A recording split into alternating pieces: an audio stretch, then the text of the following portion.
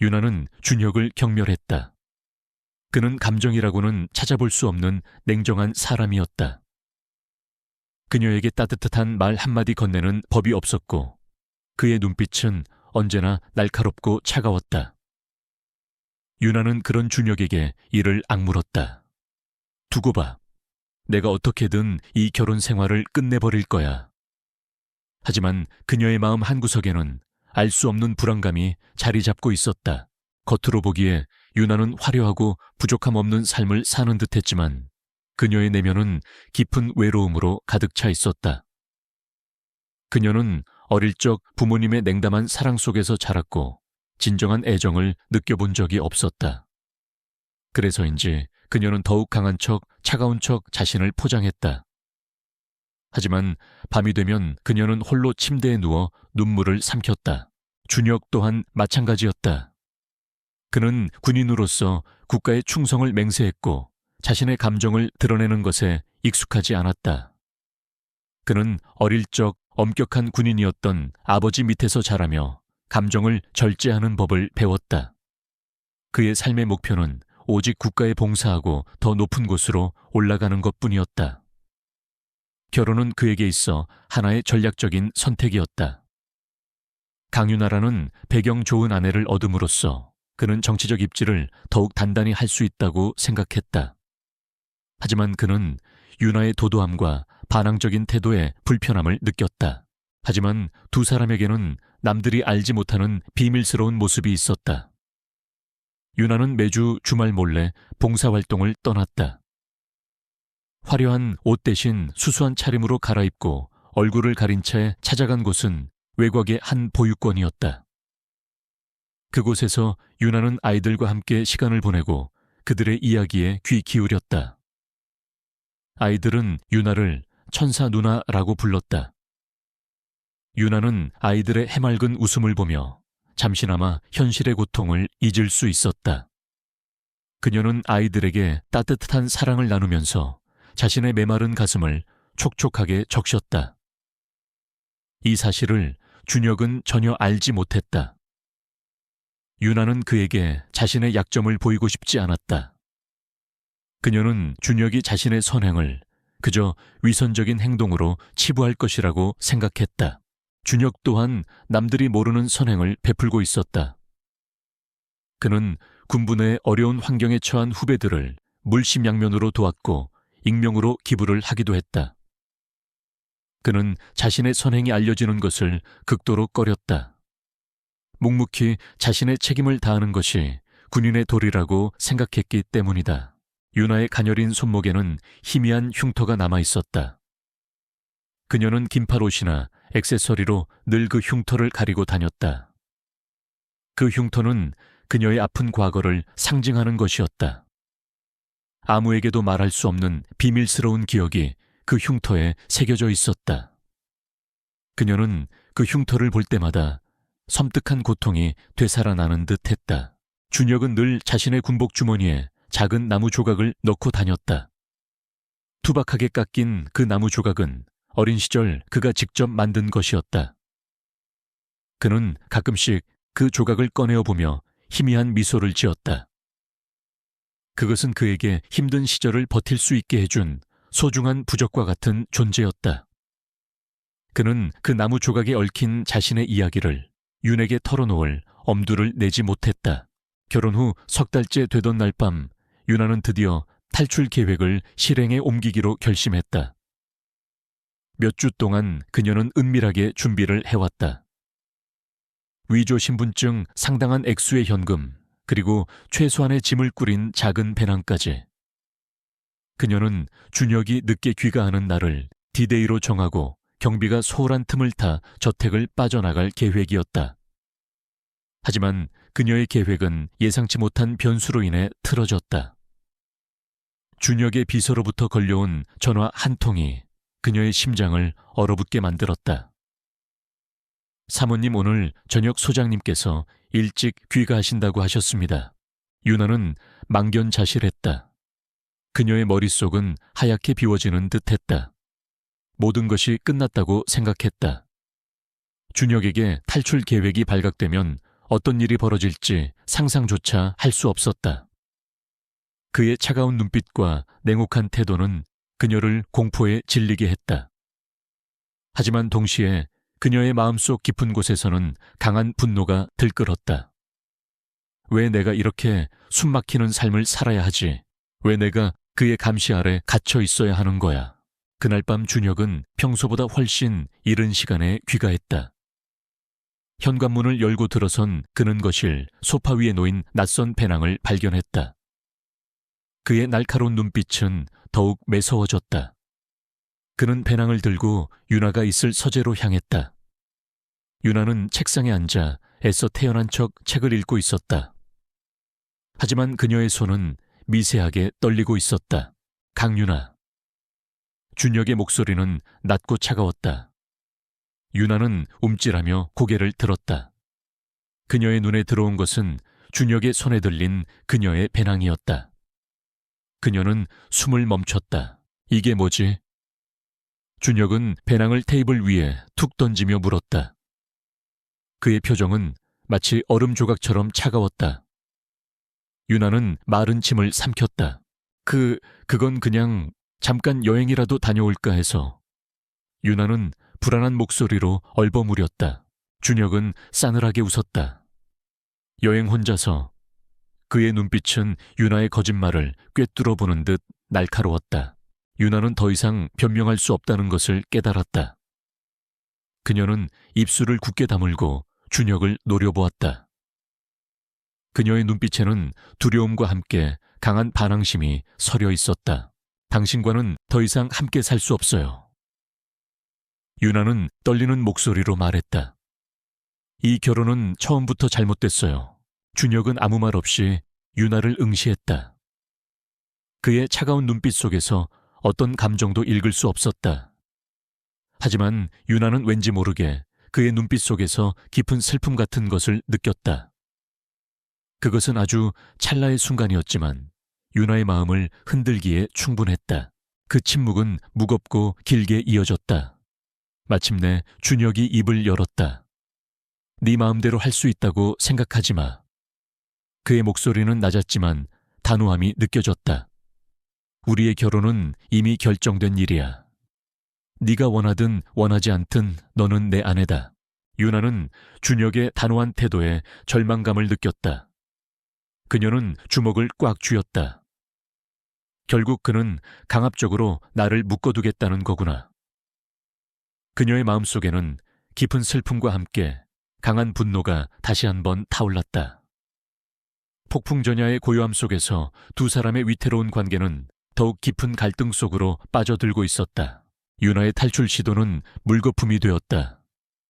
서준혁의 차갑고 단호한 눈빛 앞에서 그녀는 무력감을 느꼈다. 며칠 밤을 세워가며 공들여 계획한 모든 것이 한순간에 무너져 내렸다. 그녀는 준혁을 향해 싸늘한 시선을 던졌다. 당신이 무슨 권리로 내 자유를 억압하는 거죠? 이 결혼은 가짜예요. 나는 당신의 소유물이 아니라고요. 그녀의 목소리는 분노로 떨렸지만 준혁은 미동도 하지 않았다. 가짜든 진짜든 넌 내 아내다. 준혁은 유나의 말을 잘라내며 차갑게 대꾸했다. 네가 이 집을 떠나려면 먼저 나를 죽이고 가야 할 거야. 그의 말은 협박이 아닌 절대적인 명령이었다. 유나는 충격에 휩싸였다. 그녀는 준혁이 자신을 이토록 강압적으로 대할 줄은 몰랐다. 그는 마치 그녀를 자신의 영토에 갇힌 포로처럼 취급했다. 유나는 숨이 막혔다. 이 남자는 대체 왜 이러는 걸까? 그녀는 그의 눈빛에서 어떤 감정도 읽어낼 수 없었지만 왠지 모르게 그의 깊은 눈동자 속에서 흔들리는 무언가를 본 것 같았다. 아주 찰나의 순간이었지만 그것은 유나의 가슴에 작은 파문을 일으켰다. 내가 이 결혼을 끝내고 싶어 하는 이유가 뭔지 알아. 유나는 준혁의 차가운 태도에 더욱 분노했다. 나는 내 인생을 살고 싶어 당신의 감시 아래에서 꼭두각시처럼 살고 싶지 않다고. 준혁은 유나의 말을 듣고도 아무런 반응을 보이지 않았다. 그는 그저 유나를 빤히 바라볼 뿐이었다. 그의 침묵은 유나를 더욱 미치게 했다. 그녀는 준혁의 무심한 태도에 절망감을 느꼈다. 이 남자는 나를 진심으로 사랑하지 않는구나. 이 남자는 그저 나를 자신의 소유물로 생각하는구나. 유나는 생각했다. 그날 밤 유나는 자신의 방에서 잠을 이루지 못했다. 그녀는 침대에 누워 천장을 바라보며 깊은 생각에 잠겼다. 내가 과연 이 결혼 생활을 견뎌낼 수 있을까? 내가 과연 이 남자와 평생을 함께 살 수 있을까? 그녀는 혼란스러웠다. 그녀의 마음은 마치 갈 곳을 잃은 나룻배처럼 흔들렸다. 다음 날 아침 유나는 평소처럼 혼자 식사를 하고 있었다. 그때 준혁이 식탁에 다가와 그녀의 맞은편 의자에 앉았다. 유나는 깜짝 놀랐다. 그는 그녀의 맞은편에 앉아 아무 말 없이 식사를 시작했다. 그들의 첫 공동 식사였다. 유나는 포크를 든 차에 멍하니 준혁을 바라보았다. 그는 마치 그녀가 존재하지 않는 것처럼 아무런 감정 없이 식사를 했다. 유나는 준혁의 무심한 태도에 다시 한번 상처를 받았다. 왜 갑자기 여기서 식사를 하시는 거죠? 유나는 용기를 내어 물었다. 이제부터는 함께 식사를 할 거다. 준혁은 유나의 눈을 똑바로 바라보며 말했다. 그리고 오늘부터는 내 방으로 와서 자. 유나는 준혁의 말에 경악했다. 무슨 말씀이세요? 이제는 부부처럼 살아야지. 준혁은 차가운 미소를 지으며 말했다. 그의 미소는 마치 얼음처럼 차가웠다. 유나는 준혁의 말에 분노가 치밀었다. 당신이 원할 때만 부부처럼 행동하겠다는 거죠. 당신은 나를 존중하지 않아요. 나는 너를 존중하고 있다. 준혁은 유나의 손목을 잡고 말했다. 나는 너를 내 아내로 인정하고 있다. 유나는 준혁의 말에 아무 말도 할 수 없었다. 그녀는 그의 차가운 눈빛에 압도되었다. 그녀는 준혁에게서 벗어날 수 없다는 것을 깨달았다. 그녀의 마음속에는 깊은 슬픔과 함께 강한 분노가 다시 한번 타올랐다. 그날 밤 유나는 준혁의 방으로 옮겨졌다. 그녀는 텅 빈 방에 홀로 남겨졌다. 그녀는 준혁이 자신을 어떻게 대할지 상상조차 할 수 없었다. 그녀는 준혁의 방에 앉아 눈물을 흘렸다. 그녀의 눈물은 마치 멈출 수 없는 강물처럼 흘러내렸다. 그녀는 준혁이 그녀를 사랑하지 않는다는 것을 알았지만 그의 차가운 태도는 그녀의 자존심을 긁었다. 그녀는 그에게 복수하고 싶었다. 그녀는 그에게 자신이 얼마나 소중한 존재인지 깨닫게 해주고 싶었다. 하지만 그녀는 준혁의 차가운 눈빛에 압도되었다. 그녀는 준혁에게서 벗어날 수 없다는 것을 깨달았다. 그녀의 마음속에는 깊은 슬픔과 함께 강한 분노가 다시 한번 타올랐다.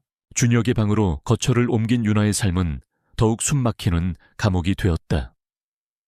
그녀의 모든 행동은 준혁의 눈과 귀를 통해 감시당하는 듯했다. 식사 시간은 물론 외출조차 자유롭지 않았다. 준혁은 그녀에게 묵묵히 자신의 존재감을 각인시켰고 유나는 그럴수록 더욱 차갑고 반항적인 태도로 일관했다. 그러나 밤이 되면 그녀는 홀로 준혁의 침대 끝에 누워 불안감과 분노에 떨었다. 겉으로 드러나는 오만함과 달리 그녀는 혼자만의 시간에 눈물을 흘렸다. 그녀는 준혁을 증오하면서도 동시에 그가 던지는 차가운 시선 속에서 알 수 없는 외로움을 느꼈다. 그러던 어느 날 준혁의 지시로 유나는 한자선 파티에 참석하게 되었다. 이 파티는 군 고위 관계자들과 재계 인사들이 모이는 자리로 준혁의 정치적 입지에 중요한 행사였다. 유나는 준혁의 아내로서 완벽하게 꾸며진 모습으로 그의 옆에 섰다.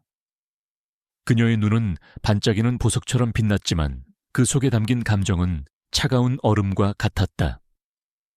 파티장은 사람들로 북적였지만 그녀는 그들과 섞이지 않고 홀로 고립된 섬처럼 서 있었다. 그녀의 눈에는 화려한 옷차림과 가식적인 미소로 가득 찬 사람들이 모두 가증스럽게 보였다. 그때 준혁의 오랜 숙적이자 정치적 라이벌인 박성호 의원이 그녀에게 다가왔다. 박성호는 준혁을 견제하기 위해 온갖 수단과 방법을 가리지 않는 인물이었다.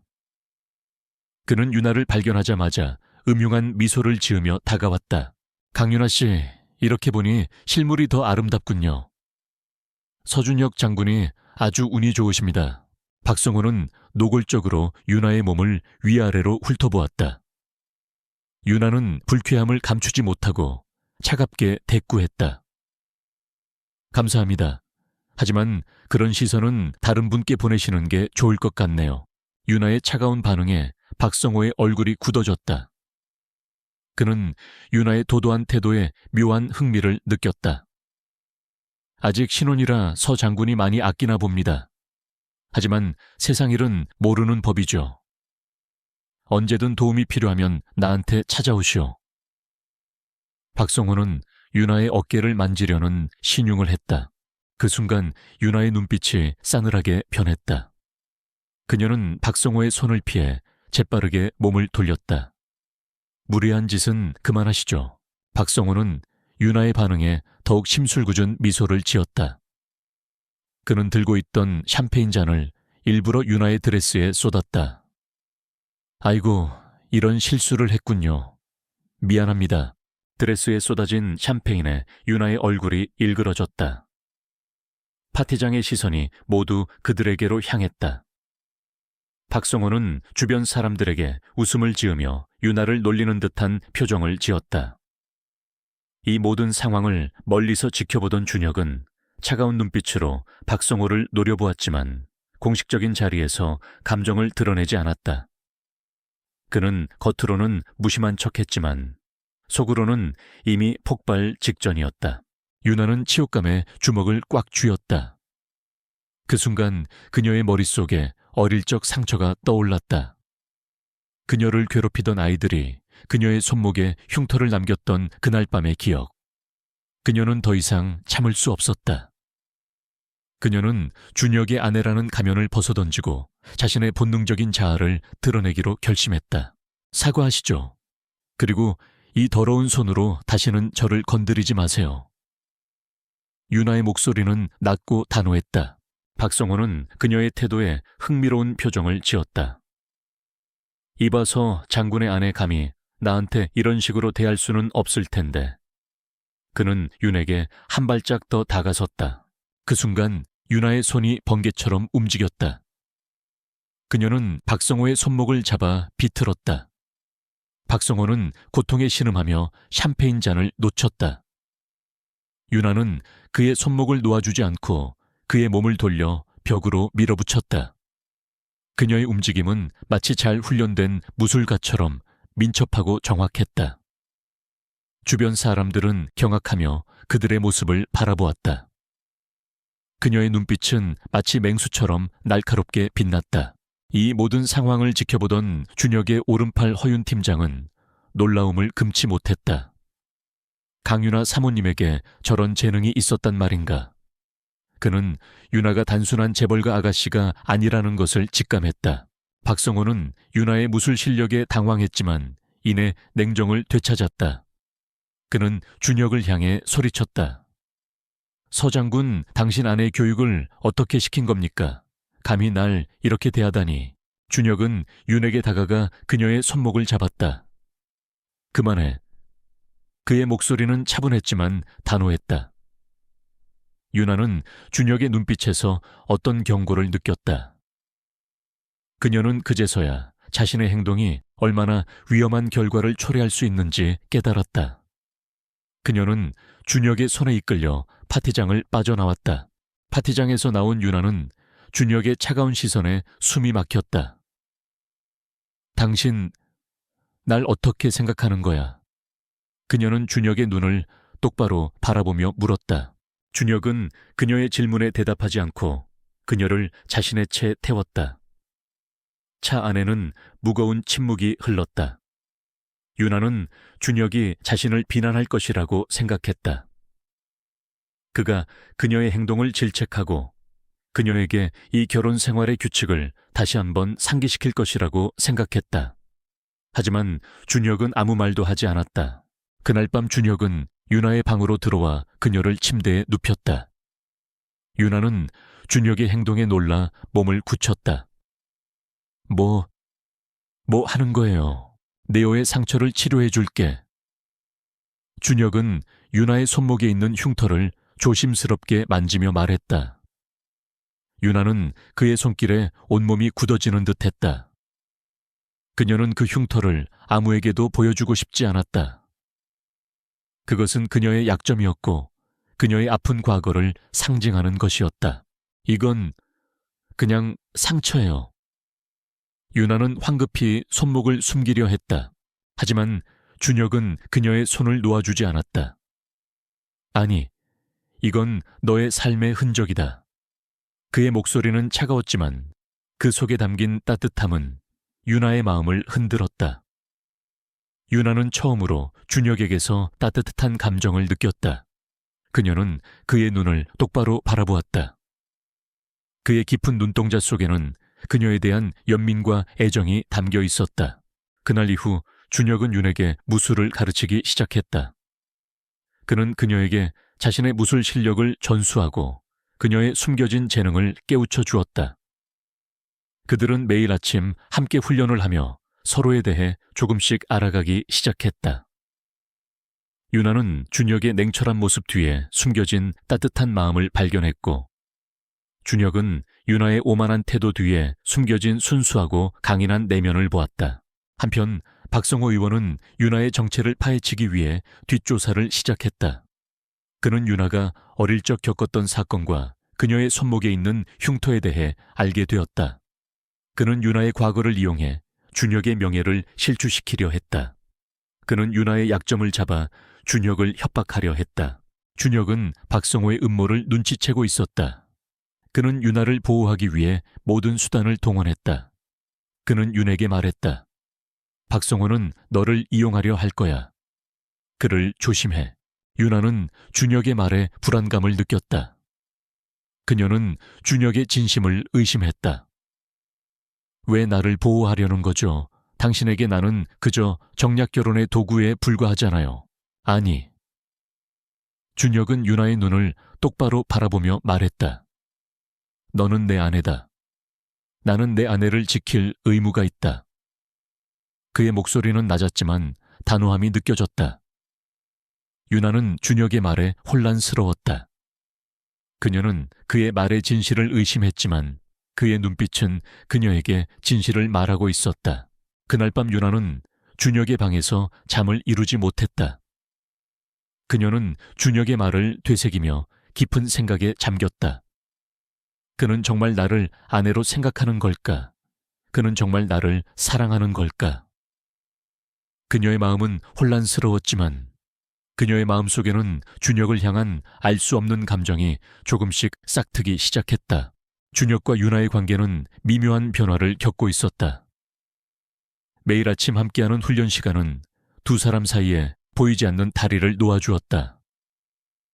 딱딱하고 사무적이었던 준혁의 태도에는 유나의 상처를 보듬으려는 듯한 조심스러운 배려가 묻어나왔고, 유나 역시 그의 차가운 외면 속에 숨겨진 진심을 조금씩 엿보게 되었다. 그녀의 마음속에 자리했던 증오와 분노는 불안과 혼란으로 바뀌어갔다.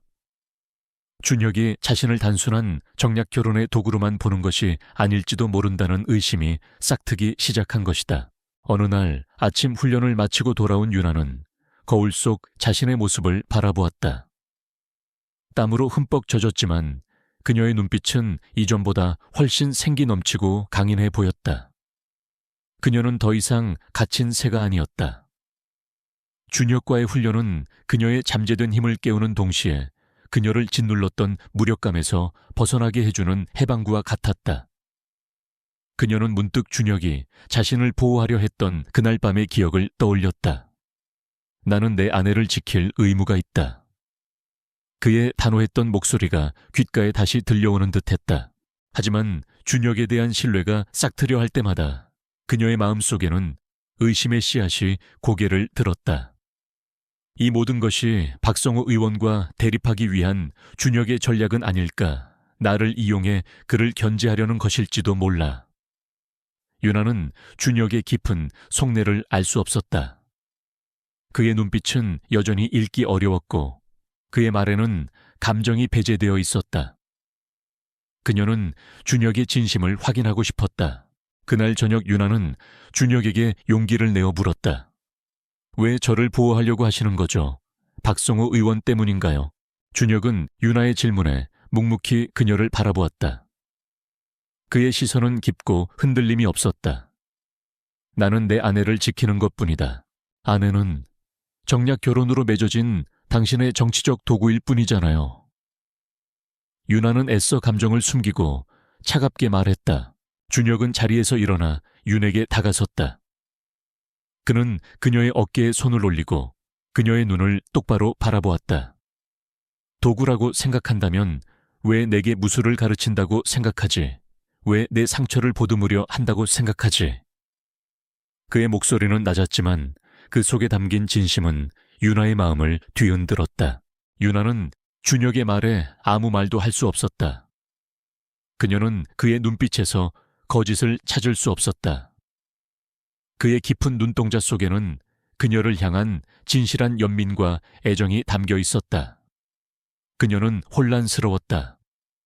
정말 그가 나를 사랑하는 걸까? 그때 준혁의 오른팔인 허윤 팀장으로부터 다급한 전화가 걸려왔다. 소장님, 큰일 났습니다. 박성호 의원 쪽에서 언론에 보도자료를 뿌렸습니다. 강윤아 사모님의 과거에 대한 내용을 폭로했습니다.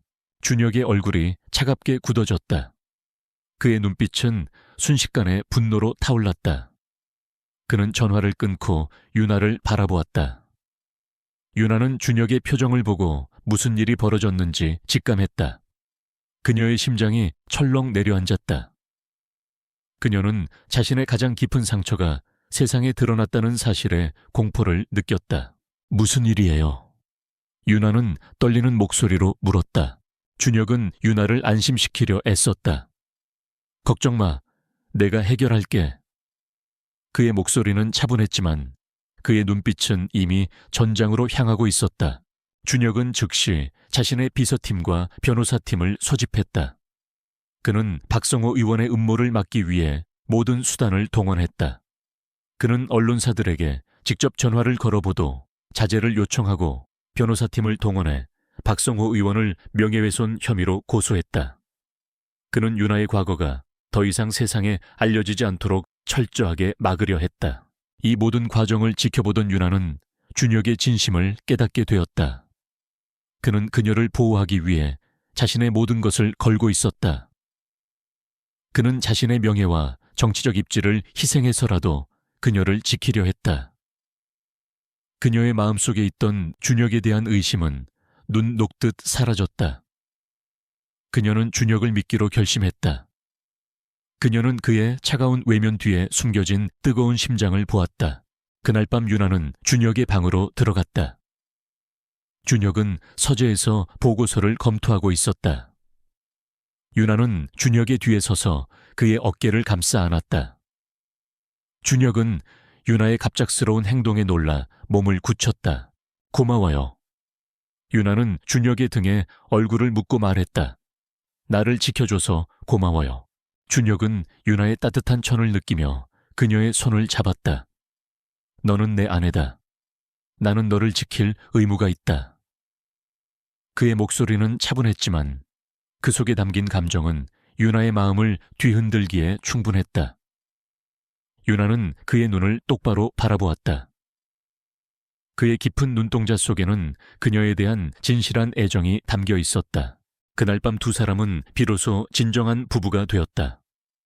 그들은 서로의 상처를 보듬고 서로의 마음을 이해했다. 준혁은 윤에게 자신의 어린 시절 이야기를 들려주었고 유나는 그에게 자신의 아픈 과거를 털어놓았다. 그들의 대화는 밤늦도록 이어졌다. 그들의 마음은 서로에게 조금씩 다가갔다. 다음 날 아침 유나는 준혁의 품에서 눈을 떴다. 그녀는 준혁의 품에 안겨 잠든 자신의 모습을 보며 왠지 모를 행복을 느꼈다. 그녀는 준혁의 얼굴을 쓰다듬었다. 그의 얼굴에는 차가움 대신 따뜻함이 감돌고 있었다. 그녀는 그에게서 진정한 사랑을 느끼기 시작했다. 하지만 그들의 행복은 오래가지 못했다. 박성호 의원은 준혁의 명예를 실추시키기 위해 유나의 과거에 대한 조작된 정보를 유포하기 시작했다. 그는 유나의 과거를 왜곡하고 그녀를 비난하는 기사를 쏟아냈다. 언론은 박성호 의원의 보도자료를 그대로 받았으며 유나를 사회의 비난 속으로 몰아넣었다. 준혁은 박성호 의원의 음모에 분노했다. 그는 박성호 의원을 찾아가 직접 경고했다. 더 이상 내 아내를 건드리지 마. 아니면 감당 못할 결과를 초래하게 될 거야. 준혁의 목소리는 낮았지만 그 속에 담긴 살기는 박성호 의원을 공포에 질리게 했다. 하지만 박성호 의원은 준혁의 경고를 무시했다. 그는 준혁과 유나의 결혼을 무효화시키기 위해 모든 수단과 방법을 동원했다. 그는 준혁의 정치적 입지를 흔들기 위해 온갖 루머를 퍼뜨렸다. 준혁은 박성호 의원의 끊임없는 공격에 위기에 처하게 되었다. 유나는 준혁을 위기에서 구해내기 위해 나섰다.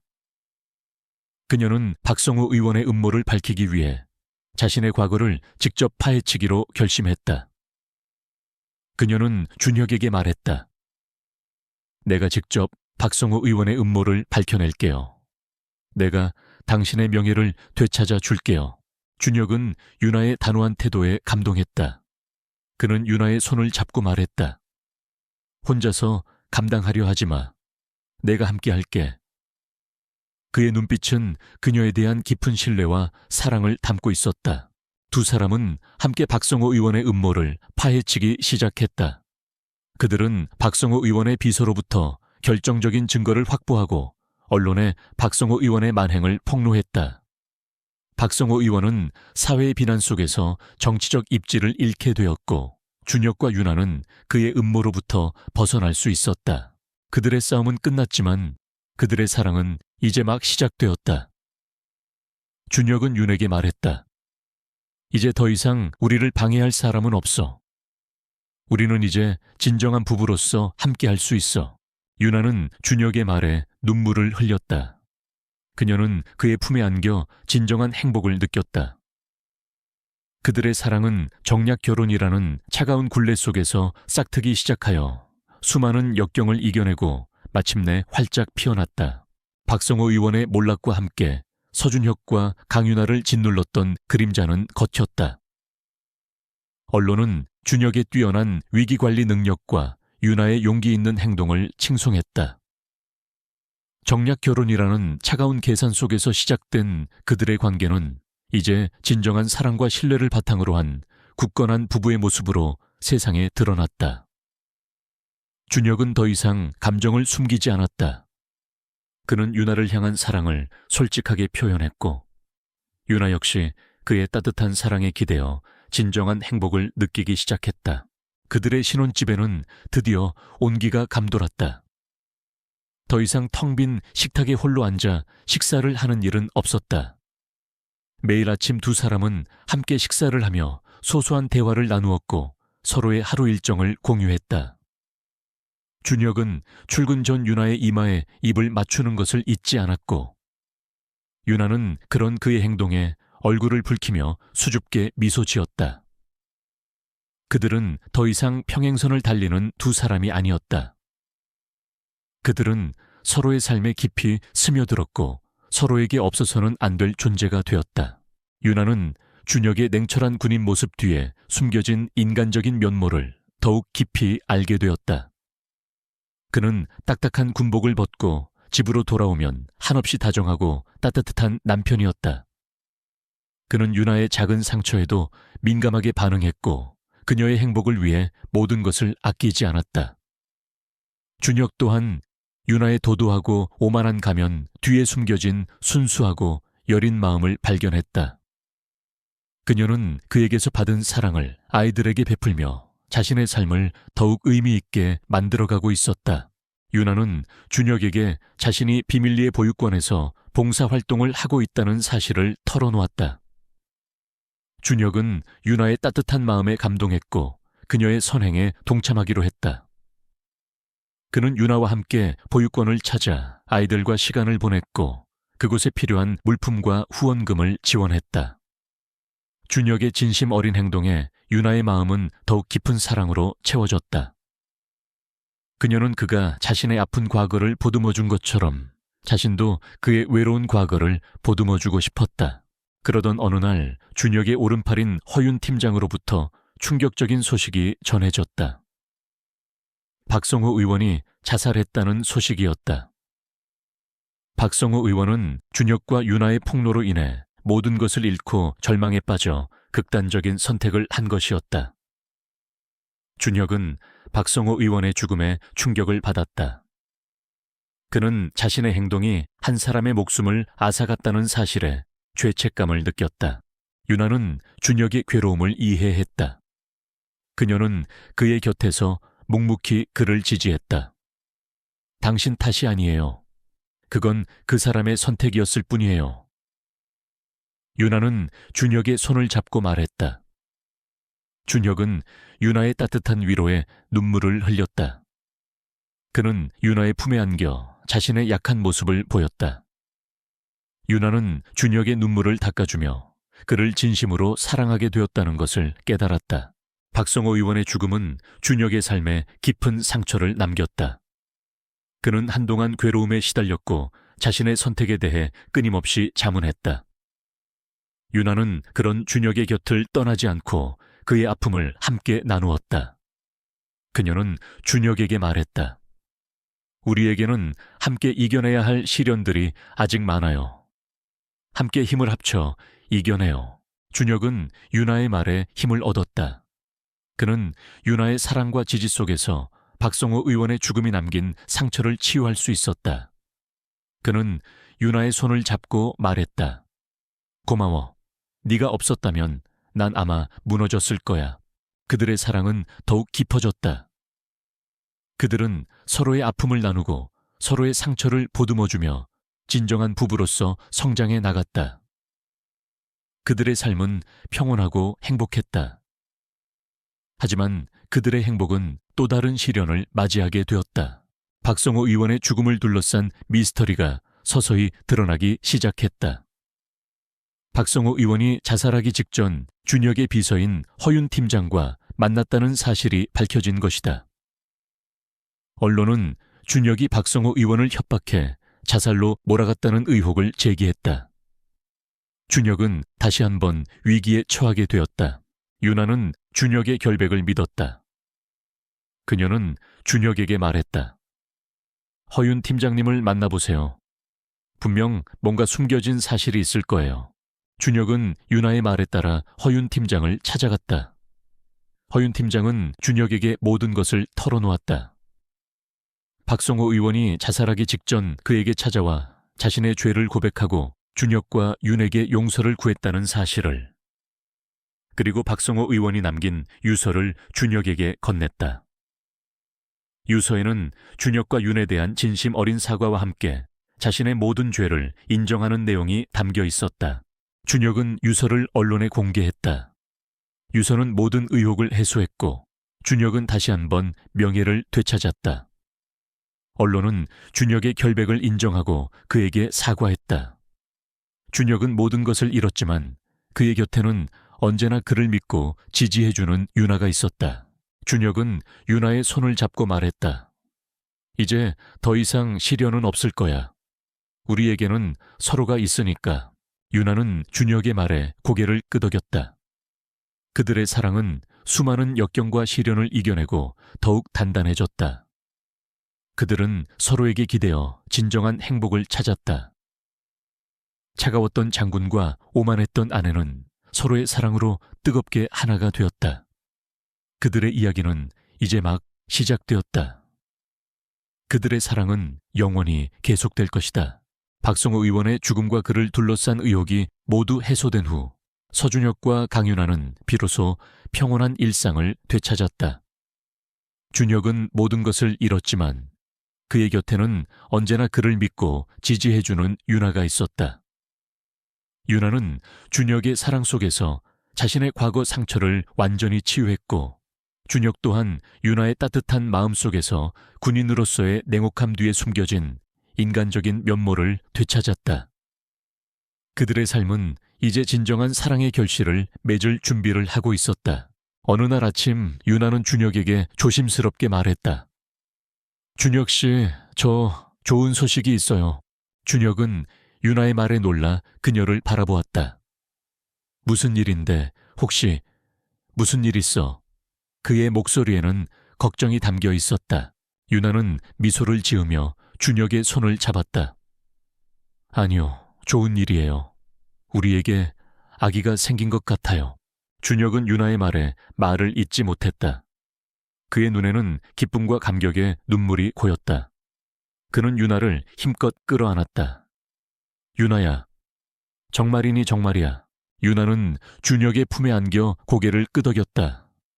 네, 오늘 병원에 다녀왔어요. 우리에게 아기가 생겼대요.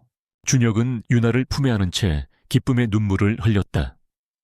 그는 유나를 바라보며 말했다. 고마워. 정말 고마워. 그들의 사랑은 이제 새로운 생명을 통해 더욱 깊어졌다. 유나는 임신 초기 입덧으로 힘들어했지만 준혁은 그녀의 곁에서 묵묵히 그녀를 보살폈다. 그는 매일 아침 유나를 위해 직접 아침 식사를 준비했고 그녀의 입맛에 맞는 음식을 찾아다녔다. 그는 유나의 작은 불편함에도 민감하게 반응하며 그녀를 세상에서 가장 소중한 사람처럼 대했다. 유나는 준혁의 따뜻한 사랑 속에서 행복한 임신 기간을 보냈다. 준혁은 유나의 임신 소식에 기뻐했지만 동시에 불안감도 느꼈다. 그는 혹시라도 유나의 과거와 같은 불행한 일이 자신의 아이에게도 일어날까봐 두려웠다.